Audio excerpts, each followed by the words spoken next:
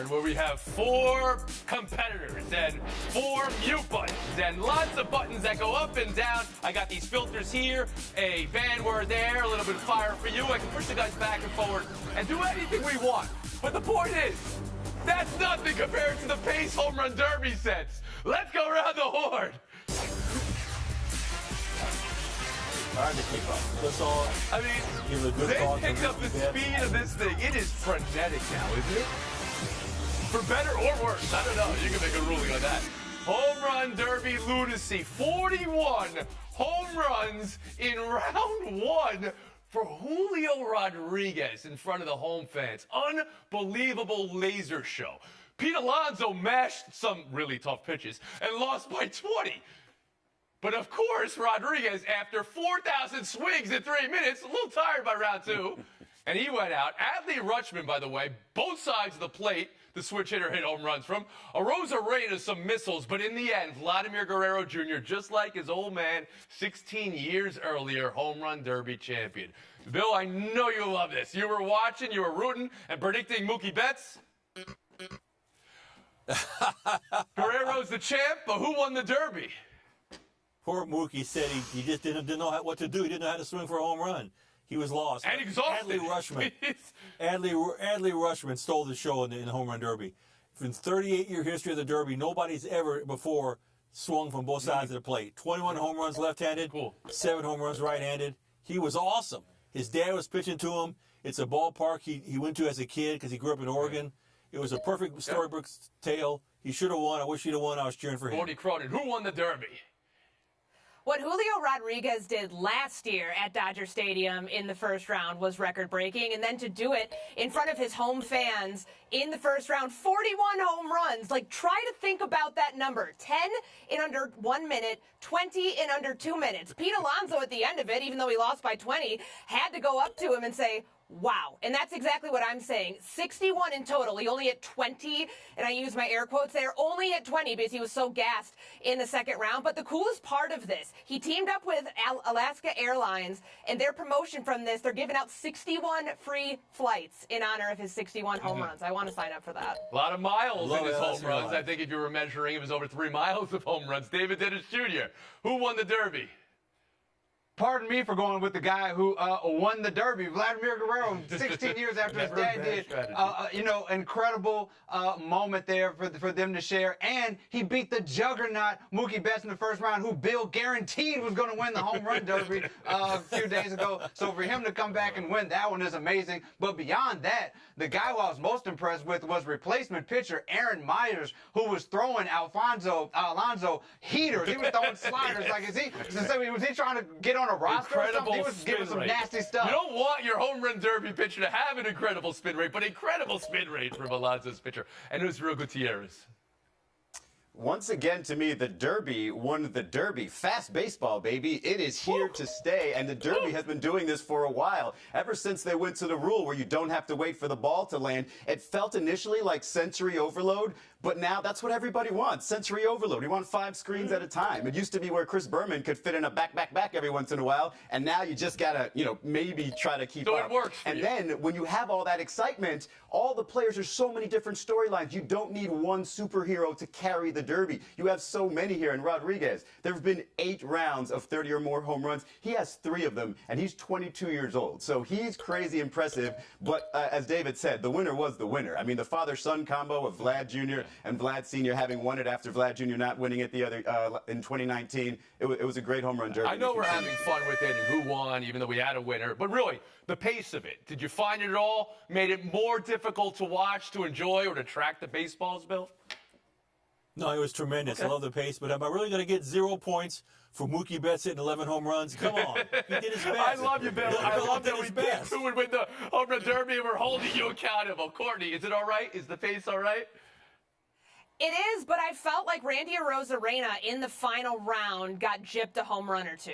I was watching how it was getting tracked, and it felt like it was not syncing up correctly. Just want to put that out. I will say this, though. At one point, there's so many balls in the air, and you've got young kids shagging flies that don't make it, but those aren't flies. Those are 115 mile per hour, 330-foot bombs, and somebody got hit in the head. They were okay, but there's a lot going on there. It's frenetic. Much like this show. We've been horned, we'll move on. A discussion now about the hazing story that is national news. Northwestern football firing head coach Pat Fitzgerald. That was not the first course of action, also part of the story. A school investigation that began in January led to 2-week summer suspension for Fitzgerald. As the university announced this past weekend, the investigator could not confirm Fitzgerald knew hazing was going on in the program. It was only after the school's newspaper, the Daily Northwestern, reported details of the alleged hazing, and the response to that the school acknowledged forced participation, nudity, and sexualized acts of a degrading nature were in clear violation of Northwestern's policies and values.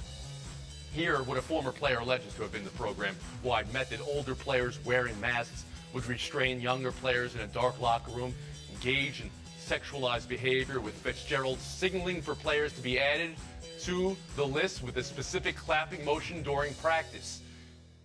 That's the allegation. In a statement, Fitzgerald maintained no knowledge whatsoever of any form of hazing within the program. He has hired lawyers.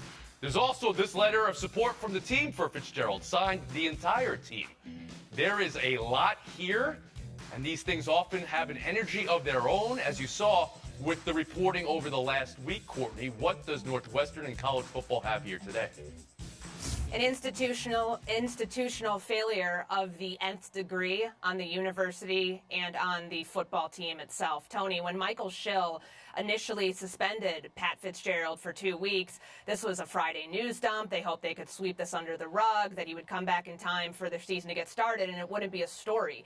Michael Schill only did the right thing when he felt public pressure to do so, and that was after the story came out from the Daily Northwestern with all of the details about what was allegedly happening inside of the locker room. The issue I have here is that, as we know from the independent investigation, Pat Fitzgerald allegedly had no direct knowledge of what was going on with his team in regards to hazing, but the report said that he had opportunity to find out. If you are the leader of a football team, the leader of young men trying to turn them into functional members of society, it is on you to figure out how to find out that information. They had 24 staffers, assistant coaches, support staff members. That doesn't even include the GAs, the equipment people, that could have told Pat Fitzgerald about this. He could have empowered them as a leader to let them know, it's okay, you can tell me what's going on in this locker room if I can't have my eyes on everything. He didn't do that. As President Truman said, the buck stops here, and it stops with the person who's the head of the football program. David Dennis Jr.